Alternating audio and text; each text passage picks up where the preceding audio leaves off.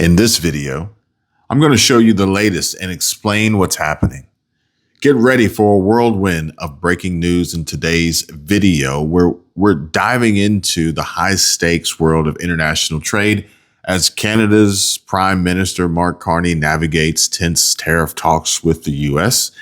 Plus, we'll unpack the shocking raid on John Bolton's Maryland home and what it means for national security. And don't miss our take on our Federal Reserve Chair Jerome Powell's pivotal Jackson Hole speech, and will the FOMC signal a game-changing rate cut? Stay tuned for all this and more as we break down the stories shaping up around the globe. Stay tuned and stick around for the truth explained from both sides, and I'll break it all down for you straight down the middle and as quickly as possible. Hit the subscribe button, please, and the more comments you leave, the better. My contact is in the description if there's anything that you'd like me to see, so you can just send it to me. And all right, let's begin and dive right in. Some Canadians feel that the best trade deal with the U.S. is due to pre-existing agreements and nothing to do with Carney. And all the negative changes in their trade with the U.S. over the past few months was entirely because of Carney. And once again, Carney is showing that his entire campaign about elbows up, being able to get us a trade deal and knowing how to deal with Trump was all a lie. And make no mistake, Canada's pre-existing agreement with the United States is up for review next year. And Canadians shouldn't want Carney talking to Trump at all during that time. He is the biggest threat to Canada's economy. Carney is making international headlines and bows to the Donald on trade tariffs. Daily Mail reports that Canada makes a stunning tariff move as nation bows to Trump. And here's what it means for you. Remember, the process in America for tariffs is that the president launched a study, and those are the rules of tariffs in America. And that study is finished on April 2nd. So on April 2nd, the president will have all the tools in his arsenal that he wants to do to reset tariffs. So he will be addressing all of those products in Canada. The fact that, you know, Canada has a national sales tax. Another way to say it is a national tariff on our products. And we sell, you know, they import from us very little, and we export, and they export to us huge amounts. So the idea is that's going to be reset, but that starts April 2nd. Now we just, you know, people say, oh, it's only a small amount of opioids. You know, they're only killing 75,000 Americans. You shouldn't worry about that. I mean, the president is not going to take that laying down. Okay, he's not. These things just have to end. And we need to see material reduction in autopsy deaths from opioid. And that's what the president is talking about. This is not a trade war. We are going to reset trade policy on April 2nd. You've got China's got huge tariffs on us, huge tariffs on everything with us. And Canada, you just talked about. Why do we produce cars in Canada? They've had an invitation, Canada and Mexico had an invitation to trade with the amazing economy of the United States of America, and they have abused that invitation, and the president's going to reset that, but that's April 2nd. That's not today. Today's opioids, April 2nd, I'll be here talking to you about how trade policy is going to change, and we're going to make it fair to Americans. I know people worry about short term, but we are going to bring jobs. You are never going to see the amount of production come back to America than Donald Trump's going to bring back to America. Trillions and trillions of dollars of production is going to come back to America, creating great jobs in America. And that's why the Americans elected Donald Trump, and he's going to deliver for them. And this takes us back to June, just a few weeks ago, a couple months. And when Carney implemented new measures against the U.S. to counter the tariffs while continuing to negotiate in good faith, so he says. Monday morning, I, with colleagues, met with President Trump to discuss international priorities as part of the G7, but also to further negotiate a new economic and security partnership between Canada and the United States. And as we've said repeatedly, we'll take all the time we need to get the best deal for Canada, but no longer. and seeing progress that's been made, President Trump and I agreed to pursue negotiations towards a deal within the coming 30 days. We'll continue these negotiations, of course, in good faith. In parallel, we must reinforce our strength at home and safeguard Canadian workers and businesses from the unjust U.S. tariffs that exist at present. And that's why we're announcing that Canada will be introducing a series of countermeasures to protect Canadian steel and aluminum workers and producers. And Monday morning, I'm not sure if I would necessarily describe the tariffs as unjust in comparison to the tariffs that Canada imposed on U.S. exports or U.S. products and goods being imported into Canada. I would maybe add, we've been nicer to Canada at this point than Canada has been to the U.S. Would you say from what you're seeing, what you're hearing, is there any areas in Canada that have made the current negotiation approach harder to reach a mutually beneficial agreement? Oh, yeah. I think some of the retaliatory tariffs to the U.S. Are a huge irritant. We have protected the integrity of CUSMA. Okay, our negotiators have said we are not going to implement tariffs on any products that are covered under CUSMA. Canadians have said those guardrails are off.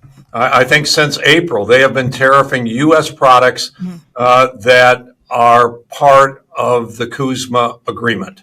Okay, the products that are covered under CUSMA are they're going into the U.S. tariff-free, and the ones going north are covered or now have this, I think, 25% tariff on them. Okay, and so what it means is, I know from American companies, they're saying, "Hey, we're basically going into Canada, and we can't sell because we've got a 25% tariff." While our Canadian competitors are coming into the U.S. with no tariffs at all. You put that together with the actions of your provinces, where they're saying, in certain cases, they're saying, all right, we're going to first buy product from our province. If the product from our province is not available, we are going to buy Canadian. If there's not a Canadian product available, we're going to buy international. And if there's not an international product available, then we may finally consider buying American or maybe not buying at all. Okay? I think, that the Canadians have gone on those issues, they've gone significantly further than where the U.S. has gone. Canada is calling into question the future of CUSMA. It's not the United States of America. It's Canada. Canada will remove its retaliatory tariffs on numerous U.S. products that comply with the existing North American trade deal. Prime Minister Mark Carney announced the decision today. Breaking, Carney defends dropping retaliatory tariffs on the U.S., saying Canada already has the best trade deal, likening it to a hockey game. And he says there's times when you go hard in the corners with your elbows up and times where you want to put the puck in the net. Your critics are going to say that this is an elbows down approach, that you're backing down to Trump. What are you gaining by dropping these tariffs? So the first thing to say is, let's be clear. We have the best deal of anyone in the world right now. We have the lowest tariff rate on average, a little over 5.5% versus that 16% average for the world, and in many cases much higher. We have that confirmed in an executive order of the president a few weeks ago. And I'll take your analogy. And I have played some hockey over the years. And there is a time in a game, in a big game, and this is a big game, when you go hard in the corners, your elbows up. The time in a game where you drop the gloves in the first period and you send a message. And we've done that pretty uniquely in the world. We happen to have the best deal with the Americans right now. I'd note. But there's also a time in a game where you want the puck, you want a stick handle, you want to pass, you want to put the puck in the net. And we're moving later into the game, and we're at that time in the game. And that's where the engagement is. Prime Minister Carney announces Canada will drop its retaliatory tariffs against the United States, stating next month Canada will match the United States and remove tariffs on U.S. goods specifically covered under the existing USMCA trade deal. Canadian Prime Minister Mark Carney announces that Canada will be dropping their retaliatory tariffs against the U.S. and removing tariffs on U.S. goods covered by existing trade deals. So let's be absolutely clear. Canada currently has the best trade deal with the United States. And while it's different from what we had before, it is still better than that of any other country. So as we work to address outstanding trade issues with the United States, it's important, it's vital. We do everything we can to preserve this unique advantage for Canadian workers, Canadian businesses. And doing so will require both building on a soon-to-be revised CUSMA, our free trade agreement with the U.S. and Mexico, as well as developing a new form of trade and security partnership with the United States. In this context, and consistent with Canada's commitment to CUSMA, I'm announcing today that the Canadian government will now match the United States by removing all of Canada's tariffs on U.S. goods specifically covered under CUSMA. Now, this is actually from earlier this year, a few months back in April, when Carney specifically seen here and discussing the global economy. And it is fundamentally different today or back then than it was yesterday. Prior to the system of global trade anchored on the United States is over, and our old relationship of steadily deepening integration with the United States is over. The 80-year period when the United States embraced the mantle of economic leadership is over. While this is a tragedy, it is also the new reality. The global economy is fundamentally different today than it was yesterday. The system of global trade anchored on the United States that Canada has relied on since the end of the Second World War, a system that, while not perfect, has helped to deliver prosperity for our country for decades, is over. Our old relationship of steadily deepening integration with the United States is over. The 80-year period when the United States embraced the mantle of global economic leadership, when it forged alliances rooted in trust and mutual respect, and championed the free and open exchange of goods and services, is over. While this is a tragedy, it is also the new reality. We must respond with both purpose and force. We are a free, sovereign, and ambitious country. We are masters in our own home. Well, he sure enough did talk a good game, but this is the new reality. And that may be a reoccurring theme here. Back in March, Carney announced retaliatory trade actions of which he hopes they have maximum impact in the United States. We will fight the U.S. tariffs with retaliatory trade actions of our own that will have maximum impact in the United States and minimum impacts here in Canada.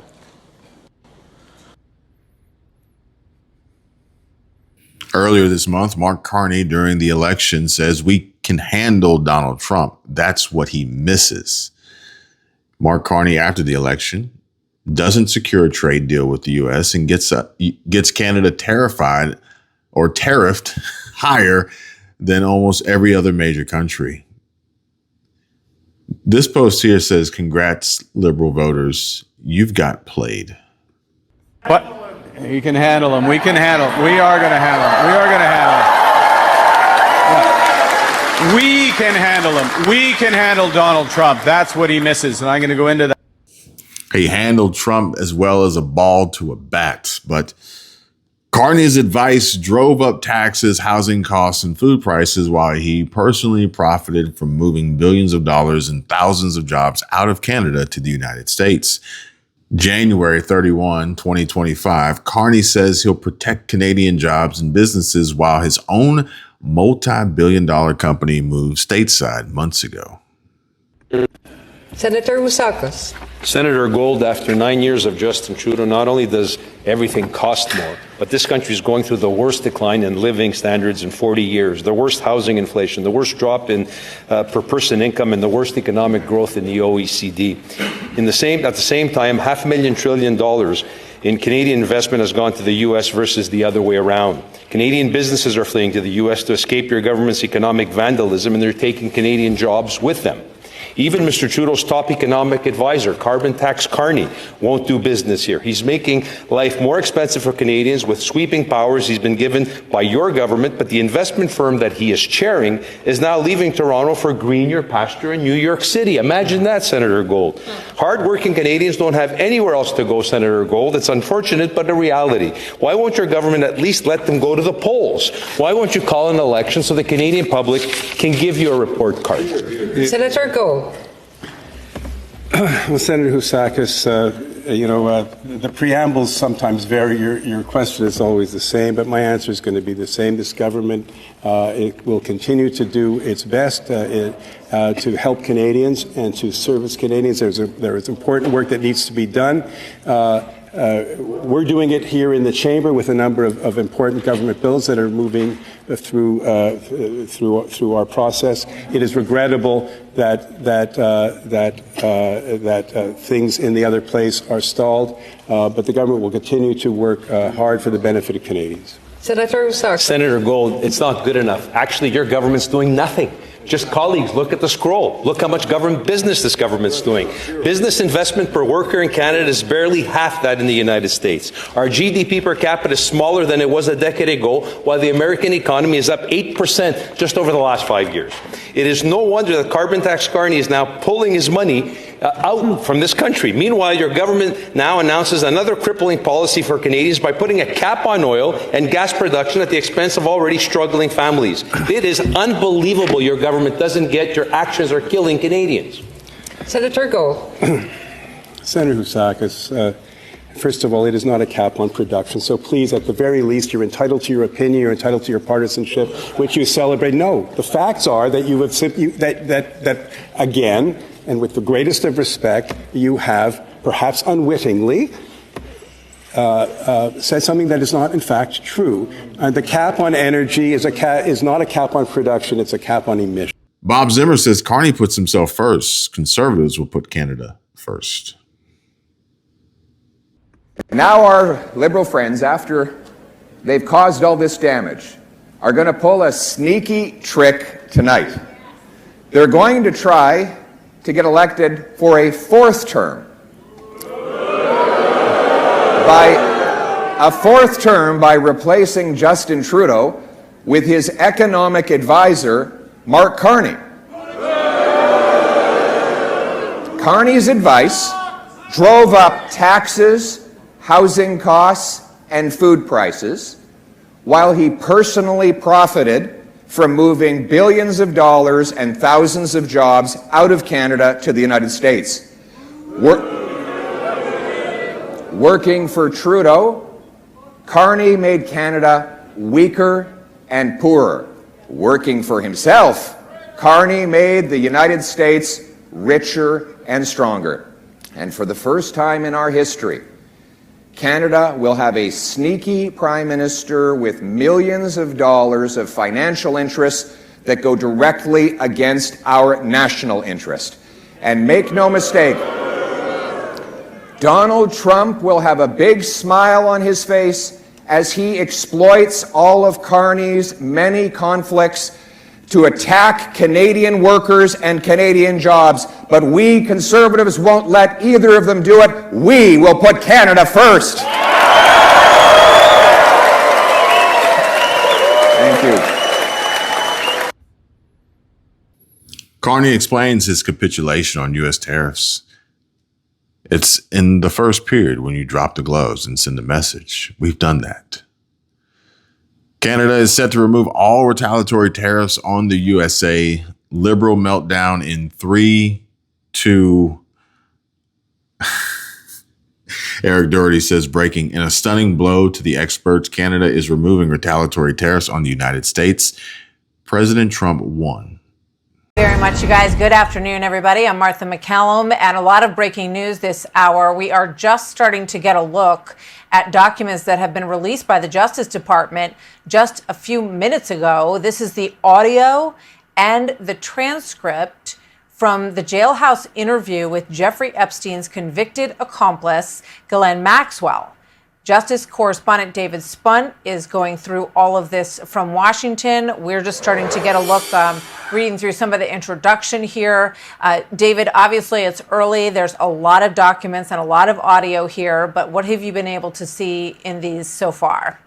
Well, in just a few minutes, Martha, we've been looking through this, and we can tell you the top line here is that there's no client list, according to Ghislaine Maxwell, and there are no high-powered individuals that were on any sort of list. She did not incriminate anybody in that 9-hour interview that she did with the Deputy Attorney General, Todd Blanche. She said right here, quote, "There is no list. We'll start with that. The genesis of that story I can actually trace for you is from its absolute inception, if that is what you're interested in." That's part of the DOJ transcript. Todd Blanche went down to meet with her in a highly unusual move last month down in Tallahassee, Florida, where she was serving that 20-year sentence at the time. Now she's been moved just outside of College Station, Texas. She was Jeffrey Epstein's longtime girlfriend. She was convicted of helping him sex traffic underage female victims. I've reached out to her attorney. I've not heard anything from the attorney yet, but she also said, quote, "I do not believe he died by suicide." The official finding was that Jeffrey Epstein died by suicide in his prison cell back in August of 2019 in Manhattan. She was charged a short time later. Again, she's serving a 20-year sentence. So Todd Blanche, Martha, goes down, talks to Ghislaine Maxwell, does a 2-day interview with her. This is all part of DOJ's transparency effort to get information about Epstein out there after the Justice Department earlier in July said that the investigation wouldn't yield anything else. It was closed. And there was major blowback toward President Trump, toward Attorney General Pam Bondi, FBI Director Kash Patel, and Deputy Director Dan Bongino, and others. It's interesting, and you can stop me if I'm talking too much here, but it is interesting. I noticed President Trump in the Oval Office, Martha, was just asked at another event, a FIFA soccer event about an hour and a half ago about Epstein documents, and he commented on that. And he said, I told Pam, meaning Attorney General Bondi and others, to get as much information out as possible. But he said, I'm afraid that it might ruin some people's lives because anybody can be accused of anything. But really the top line here is Maxwell never had any type of client list of Jeffrey Epstein's, did not incriminate any high-power individuals. This coming from a well-placed source who's been briefed on this investigation. We're going through that as well. And then not to give our viewers too much information, but the Justice Department today actually handed over a bunch of Epstein-related documents to the House Oversight Committee as part of its investigation. And we know that James Comer just put out a statement, and he basically said that DOJ put out its first production of Epstein documents related to the subpoena, but that's going to take a long time before they put that out to the public because they have to get rid of any type of incriminating information, not incriminating information, any identifying information, I should say, of potential victims, Jeffrey Epstein or Ghislaine Maxwell victims, Martha. Yeah, this is very interesting, David. Thank you very much. And we'll let you continue to pour through these. We're looking through these documents as we speak. And Jerome Powell just validated calls for lower interest rates. Now let's bring in senior counselor to the Treasury, Joe Livornia. Joe, first of all, I'll just ask, did Powell just blink? No, I don't think he blinked in the sense the markets were anticipating rate cuts. There were two Fed governors in July that argued for rate cuts. That hadn't happened and were outvoted. That hadn't happened, David, in over 30 years. Monetary policy has been restrictive for over 3 years, at least, if you look at where the shape of the yield curve is. And therefore, Powell was validating what the markets and many investors have been thinking, and that is rates need to come down. But he's been doing exactly the opposite of that for the past several months, despite signs that the Fed rate was way overdone, and yet, you know, he didn't blink before. I'm just wondering if maybe his mutual tour with the new Fed building, with the president, and some of the other stats that were coming in, particularly from Wall Street, suggesting clearly that the market felt that rates needed to be lower, finally settled into him. Well, you could understand the president's frustrations with the Fed because the Fed historically is data dependent. We could say as a matter of fact that the Fed's inflation forecasts, as we move through the spring, their forecasts went up. Headline inflation went down. There is talk, I know in the chairman's speech, of tariffs being in the inflation data. I don't see it. Since President Trump took office, goods prices are basically flat. Headline inflation, headline CPI, which is what really everybody follows, is up 1.9% annualized.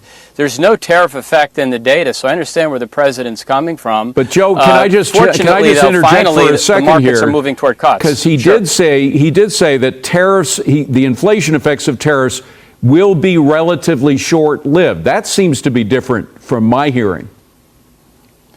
Well, it is, but they're still of the view that there's a tariff effect in the numbers, and we clearly do not see that at this point.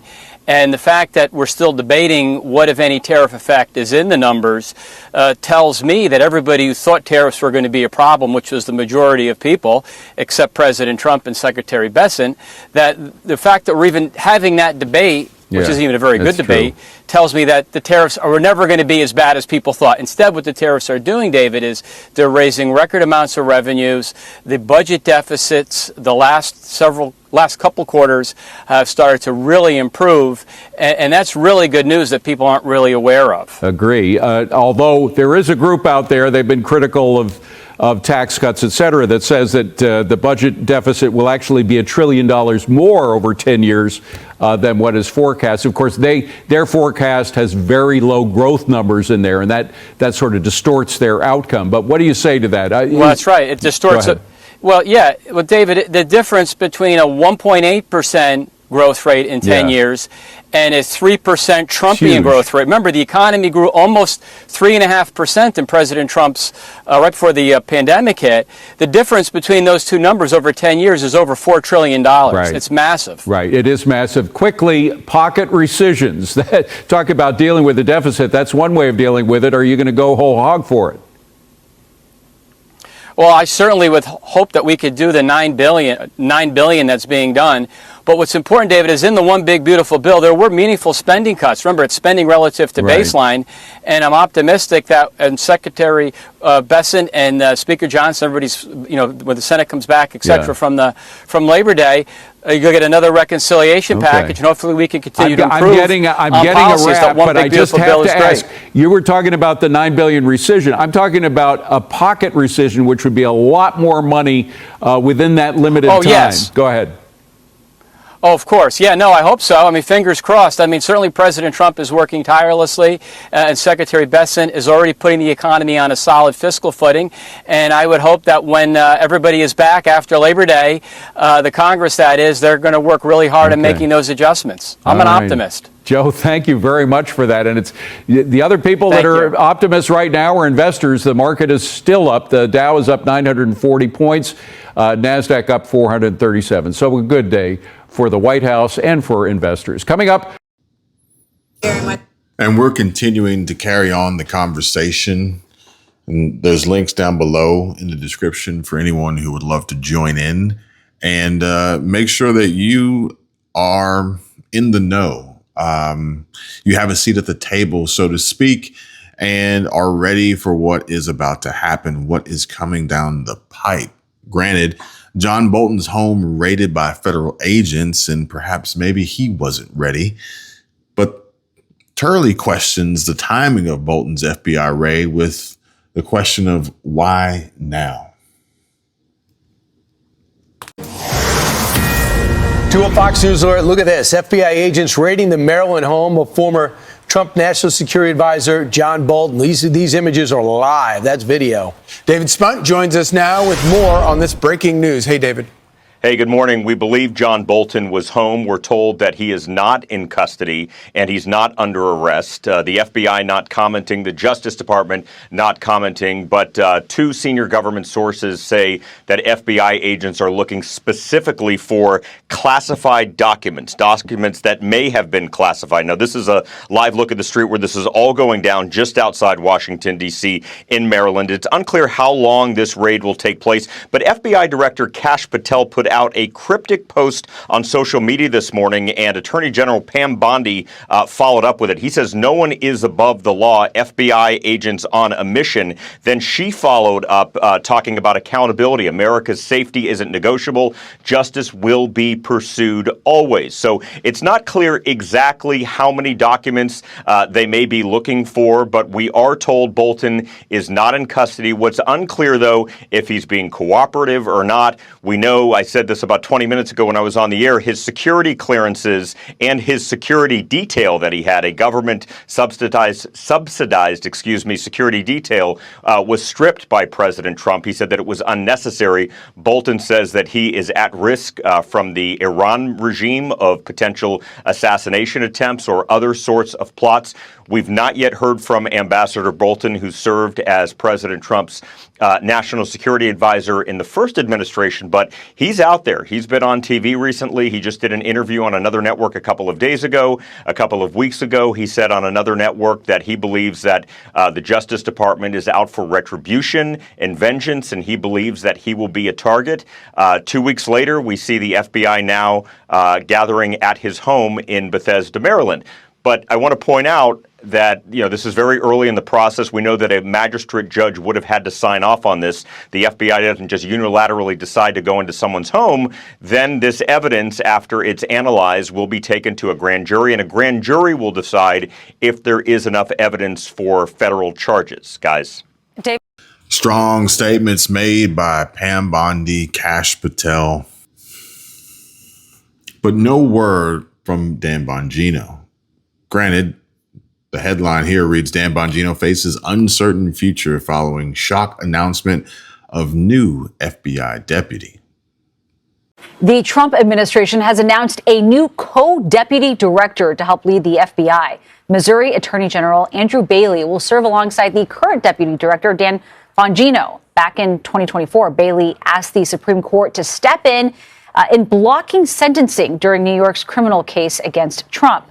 CBS News Justice Department reporter Jake Rosen joins us now from Washington. And Jake, always good to chat with you about all this. I mean, it certainly stands out, a co-deputy director. Is that a surprising move? And does it reveal anything about the future of Bongino? It is, and I think it is for a couple of reasons. The first of which, obviously, is that Bongino, while he was a former Secret Service officer turned media personality, has never ran an organization this large and was never an FBI officer or agent. Neither was Mr. Bailey. Bailey is an Army veteran who was a prosecutor in Missouri, obviously then got elected to the state's highest prosecutor office. But you have to remember that he does not have this experience either. When you pair them together, and on top of obviously the drama around Bongino's absence for a day at work during the Jeffrey Epstein rollout of the Department of Justice and FBI memo that the Trump administration is still dealing with, it's certainly a stark moment for the Trump administration to potentially, maybe alleviate that burden on the day-to-day operations of running such a large department that, as we've covered all week, is engaged in so much, from immigration enforcement to the day-to-day work of the FBI to now patrolling the nation's capital. And on top of all of that, bringing in somebody new to the fold, it certainly provides, an additional assistance, but B, this is a Trump political ally who certainly is being brought into federal law enforcement as another, departure from the day-to-day work that the FBI usually does. And Jake, on another front, we should also mention Washington, D.C. now preparing for yet more National Guard deployments. Where exactly are these troops going in the city? Are these high crime areas?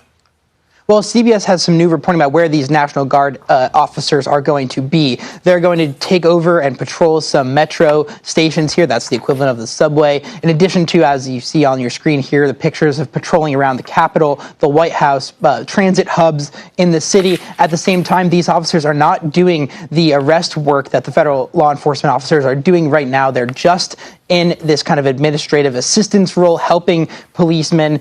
They're, really not doing the day-to-day patrolling of the streets. That obviously could change, and the White House has not ruled out potentially arming these officers. But right now, as more and more states come, the city's mayor, Muriel Bowser, has said really there's no reason for more National Guard troops, and that really what was in place, those initial 800 D.C. National Guard service members, were enough to patrol the city and help make it safer over the kind of this 30 to 60-day stretch here. Yeah, and yet they keep on coming. Jake Rosen, thank you very much.